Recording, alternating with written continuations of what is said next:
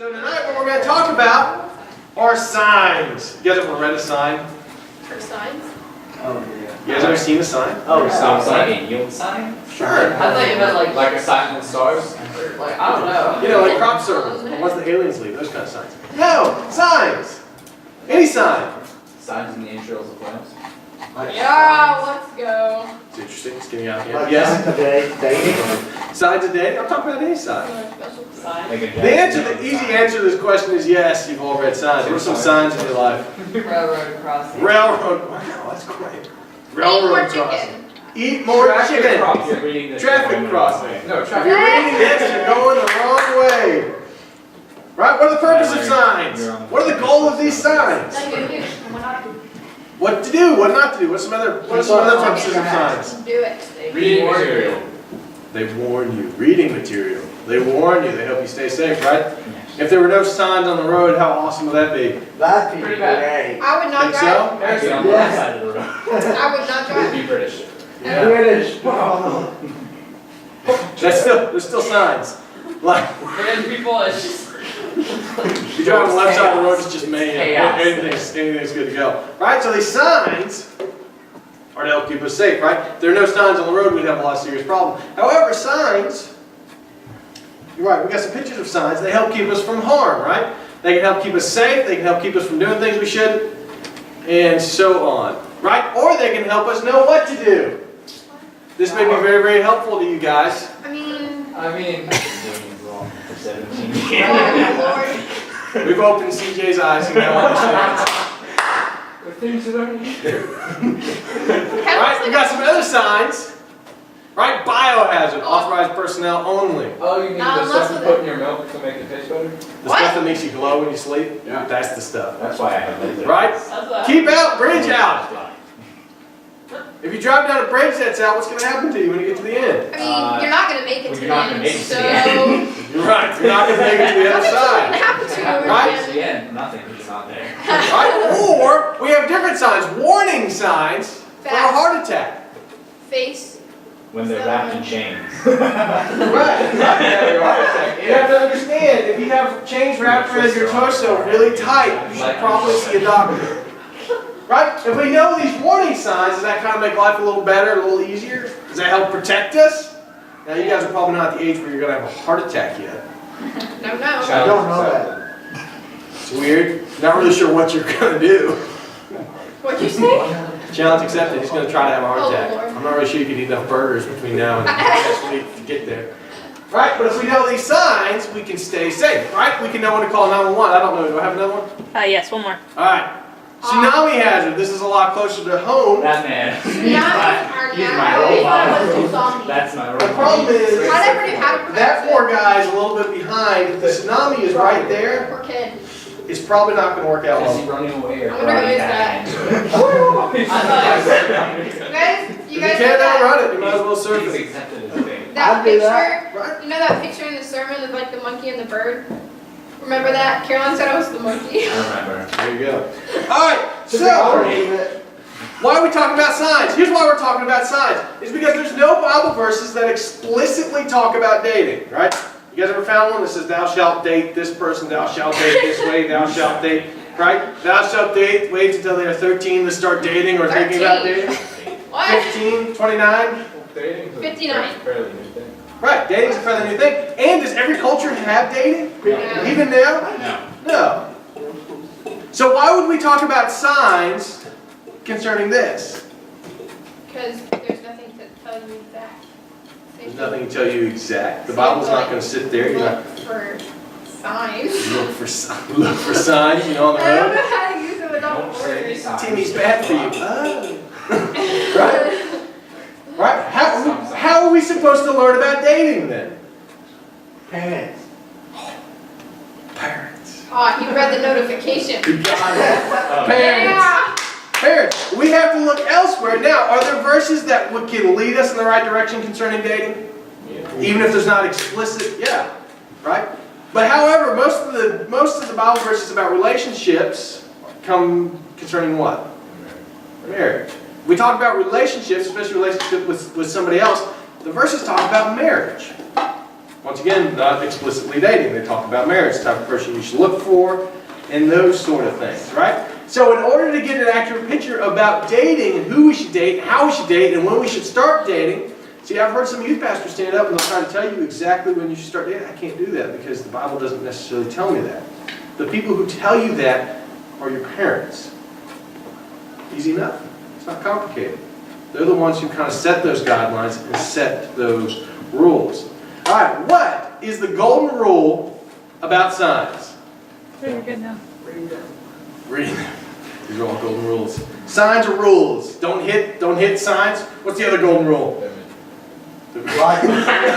They're not suggestions or something like that. I don't, you know what? No, I don't know. Never heard it. The problem is this question is too broad. I apologize. It's on me. All right, here we go.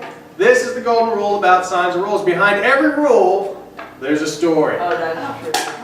Huh? Oh, I heard like Don't feed the behind every story there's a story or something. Oh, like, okay. All right. You guys ever seen something with a really kind of dumb rule or sign? You're like, how did Yes. that get there? Because someone Warning did something falling dumb. cows. Warning falling cow. What? Beware of. where did you go? What? There's a sign near some farmland in like a mountain area, and apparently some dude's cows were falling off a cliff. I mean, it could happen. I guess. I thought you were talking about like the thing in cars beware. where they go in. What was it? Give away or something? There's a good chance if you look on your lawnmower, somewhere on your lawnmower, it's going to tell you not to put your hand underneath it while it's on. Oh, that's so genius. I had a teacher who lost his fingers. Because the reality is, these signs, behind every sign or rule, there's a story. And so I have some signs just for some fun that have some good, whatever. In light of recent events, no Oreos will be allowed in the library. What story is behind Oh that? my gosh, it makes so In much light more of recent events. Airplanes with Oreos. I wonder, Oh! or someone was crunching them too That loud. doesn't sound like a problem. I'd be like, in light recent events, everyone must bring Oreos to be allowed. I have Yeah. confiscated. Apparently you didn't have to clean the books or the carpet or whatever exactly happened here. Here's another one. Crunching them too loud. Not an energy drink. Some poor guy. I doubt it was a woman. It could have been. Some poor guy It's drank a gas cleaner. fine. You think gas is bad? At least it's. This Did stuff someone cleans die, it. maybe? Oh, what if they died? Okay. Not okay, like really, really clean. I wonder very much if he can actually taste anything. Here's what would be funny if they were next to He energy may drinks. not be able And to. then they just got them confused. I mean, honest mistake. Alright, 6th graders may no longer purchase coffee. That's understandable. That's fair. They probably should have had this rule to begin with. It's the no longer that tells you things got out of hand. Boy. 6th graders are already. No longer. What about 5th graders? Apparently, yes. Attention, please make sure the elevator is there before stepping in. Would you like to know the story behind that sign? Yeah. I think it's there. I It's think the the 6th story is floor. right there. It's probably decently easy to figure out what happened. It was just been interesting. They were found on the 13th floor. Why are we talking about floor? Like, you know, like 13th 13, floor, like, they were- nothing over that's- They were stuff. probably on the first one. They were Like, just speculation. I don't know. Here we go. Alright, this is one. Do not give the bison psychoactive substances. Yes. There's no other reason for a sign like that. And somebody did that. You would never just print one of those off. Alright, here's another one. I would. We're on a roll. Ouija boards and seances are not allowed to be performed in this shop. Haunt your own house. Suddenly there was just a sandwich on the table. You don't know what happened.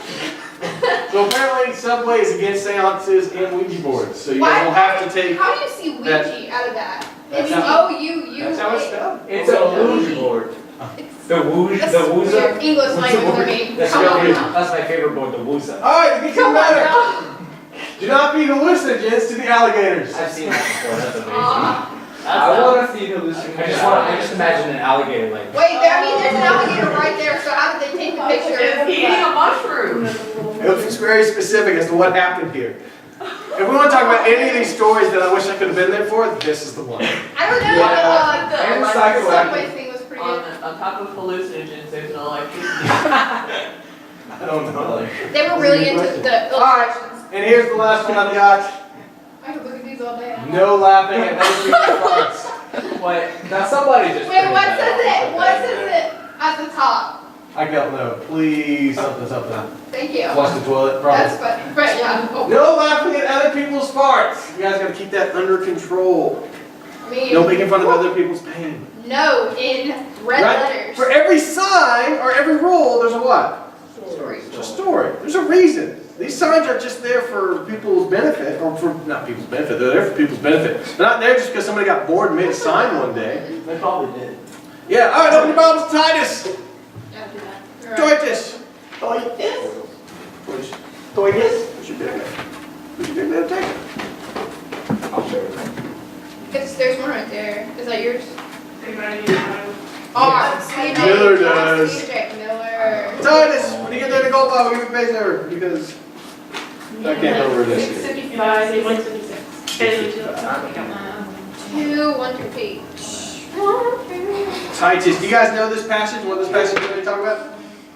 Yeah, I mean, yes. Yes. Yeah, I mean, I've read it before. Like in community Bible study. Guys, what? Titus 2, 1 through 8. I actually have it on the screen this time. Okay. We're getting better. We're moving on up in this world. We're trying to anyway. Alright, so I need somebody to read 1 through 8 for me. Sure. Do it. Sure. But you must say the things that are consistent with the sound teaching. Older men are to be level-headed, worthy of respect, sensible, and sound in faith, love, and endurance. In the same way, older women are to be reverent in behavior, not slanderers, not addicted to much wine. They are to teach what is good. So they may encourage the young women to love their husbands and to love their children, to be self-controlled, pure, homemakers, kind, and submissive to their husbands, so that God's message will not be slandered. In the same way, encourage the young men to be self-controlled in everything. Make yourself an example of good works with integrity and dignity in your teaching. Your message is to be sound beyond reproach, so that the opponent will be ashamed, having nothing bad to say about us. Alright, so what's Paul saying here? Is that an accident or So you, the opponent. what's Paul saying here? What's kind of the summing up of this message in Titus? Titus 2, 1 through 8. Act nicely and you won't be ashamed to your people. Okay, that doesn't sum up the whole message, but that's a piece of it, sure. What's the overall theme? What's he pushing for here? Self-control. No. To be like Teaching a, good things. Ooh. to be like Sound a, doctrine. like a, Come on, guys. like, yeah, kind of like Roll on, we're getting closer. like older people to like mentor and like in their actions and stuff to younger people. Older people are to mentor and to teach the younger. Easy enough? The older people are to teach the younger how to live. The older people are to teach the younger how to act. The older people are to teach the younger how to move forward and how to be Christians.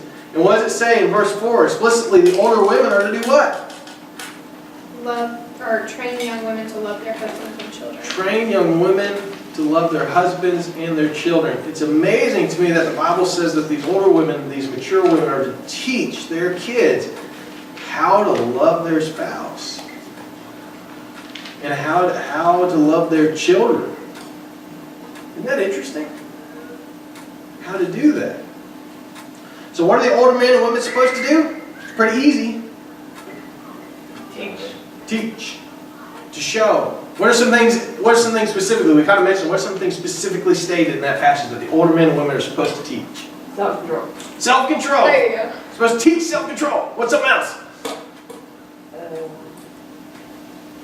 Don't like. It says like don't that the word of God may not be revealed. No, it's not revealed. Definitely not revealed. Right? Integrity. So like Steadfastness. Well, we're supposed to teach the younger women how to work and how to do life, right? The older men are supposed to teach the younger men how to be right, how to be dignified, how to be sober-minded, how to be calm, how to act in a way worthy of Christ. What's interesting is this isn't stuff that's necessarily just known and understood. You guys come from good homes. And the reality is that you've seen this your whole life and how to love your spouse, how to love your family, how to take care of your home, how to grow up the way you're supposed to.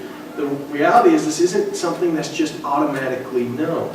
And what Paul is telling explicitly the older women and the older men to do is to teach the younger ones how to do this stuff. And so we're going to focus on verse 4. What does verse 4 say? Train young women to love their husbands and children. They are to love their spouse, right? To teach. That's not really how that's supposed to be worded. They are to teach how to love their spouse. They are to teach how you guys can be good husbands and good wives. So does the Bible explicitly talk about dating? Are there verses where I can explicitly show you you're not supposed to date till you're 31? Can I do that? I can't do it. But who are the people we should be listening to when it comes to those sort of things? Our parents. Right? And if you don't have good parents, I think all you guys in here do, you're supposed to find somebody who's what? Like a parent. Like a parent. Somebody who's older, somebody who's wiser, and have these sort of conversations with them. Is that easy enough? Yeah? It's not complicated. Like I said, we talk to our parents and we hear the signs and the stuff that they've gone through, and they can teach us how we're supposed to date and how we're supposed to be married and when we're supposed to do all those things. And here's something, if you're not ready to talk to your parents about dating, you're not ready to date. That's just kind of my personal rule. If you're unable to have a serious conversation with your parents about who you should be looking for and when you should be doing this and how this is supposed to look when you get there in your life, you're not ready. Easy enough. You may disagree, but this is what I've found to be true. And when you're mature enough to have these real conversations with your parents and ask them to show you and ask them to teach you through their experiences and their successes and their failures and their success of their marriage, and in some cases even the failure of their marriage, when they can teach you through those experiences who you should be looking for and how all that should look, then you're at the point where you're starting to be ready to do that. If you're not able to have a real conversation, if you're unable to ask a parent, hey, what kind of person should I be looking for? And when should I start doing this? You're not ready. And that's okay. I'm not trying to disparage anybody. That's okay. You'll get to that point in your life when you're ready and when you're able to talk to your parents about those sort of things. Yeah? Yeah. That's how this is a awkward conversation with you. It's not great. But I think it's important. I do think it's important. It's a lot more fun to talk about other things. We'll just be honest. All right. You guys ever read Proverbs 31? You don't have to turn there. Proverbs 31 is about what? Women. Women. In general, women. That's just. No, more specifically, what kind of woman? Proverbs 31. Yeah. Yeah. More specifically, what kind of woman? A woman who fears the Lord, but more specifically than that, the type of woman who? Huh? Is wise. Who is somebody that this man should be looking for. Yeah. Ah. Yeah. She is wise, yes. She is upright, yes. She works hard. She is somebody who's above reproach, yes. But more specifically, huh? She's above your porch. She's there already. She's the woman that you open the door and you're like, all right. That's terrible. I'm here. Terrible. But this is how it begins, Proverbs 31. The words of King Lemuel, an oracle that his mother taught him. And this is how it begins. What are you doing, my son? What are you doing, son of my womb? What are you doing, son of my vows? Who's he talking to? His son. His son. Wow, you guys are Her good. son. Do not give your strength to women, your ways to those who destroy kings. Who's he talking to? His son. How does he start off this thing? Is. Wait. He's What? talking to his son. Son. Oh, an oracle How that does his King- mother taught him. Okay, I thought the mom was talking. How does King Lemuel start off this? Yep. Hey, listen. Pay attention. Listen to me. Right? And then we go down to the meat of Proverbs 31 where we talk about woman, an excellent wife who can find. She's far more precious than jewels. The heart of her husband. Trust in her and he will have no lack of gain. She does him good and not harm all the days of his life. What is King Lemuel trying to convince his son? What's he teaching him? Find a good woman. But more specifically than that, what to look for. He's teaching his son to find a good wife, but more specifically than that, he's teaching him exactly the attributes he needs to find. Now this goes both ways. If you're a woman, you can read this and you can see what a godly woman looks like. And as a guy, you read this and you see what you need to be looking for in a godly woman. Right? And he says, man, if you find a godly woman who's great and who's good, your life is going to be way better. You know what Solomon says about a bad wife? It's like a faucet or something. It's better to live on the corner of a roof than be in a home with an argumentative wife. Definitely was faucet. It's the faucet, you know. Definitely. There was It's something the about faucet. faucet. Right? The parents know what type of people you should be looking for. I told Kaylin this after she met my parents and whatnot. The reality is, if my parents not liked Kaylin, we wouldn't have gotten married. Right? I told you that. Yeah. We wouldn't. Right, gonna be, remember that Getting one ready. you know. But that's just the reality of it. Because my parents have been married for 30 plus years. They've raised 3 kids. They've moved 4 or 5 different states. They've stayed together. They've never had any problems, and they've done all. They've never had any problems whatsoever. And so, if my parents looked at Kayla and said, "You know what, John? I don't know if she's the one you need to be looking at," it would have been over. And I don't know. Maybe gone both ways. As your parents said, no, it goes both ways. It would have been over because my parents know what they're looking for. They've been married for 30 years. They got this figured out. Yeah. Yeah. Yeah, man. And it goes both ways. My brother dated somebody who really wasn't awesome. And my parents told him after the first or second time they met, they told him, they said, man, you need to really reconsider her. They eventually broke up. And after that, my brother said the same thing. He said, you know what? You guys saw that and you knew that she was not great. And he told his next girlfriend, he said, listen, if my parents don't like you, it's over. Which is kind of harsh. I waited until That's just after. laid I down. waited until after she met my parents before I told her that.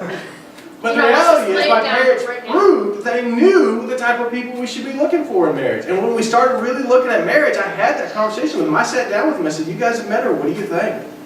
And had they say, John, I don't think so, we wouldn't have gotten married.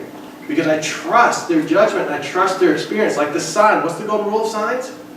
There's There's a behind story. every sign, there's a story. Behind every sign, there's a story. Behind every rule, there's a story. Your parents have gone through life. Your parents are raising kids. Your parents have moved around. Even if your parents' marriage isn't great, there's rules there. There's signs there. There's things they can look for and help you, and they can tell you who you need to be looking for.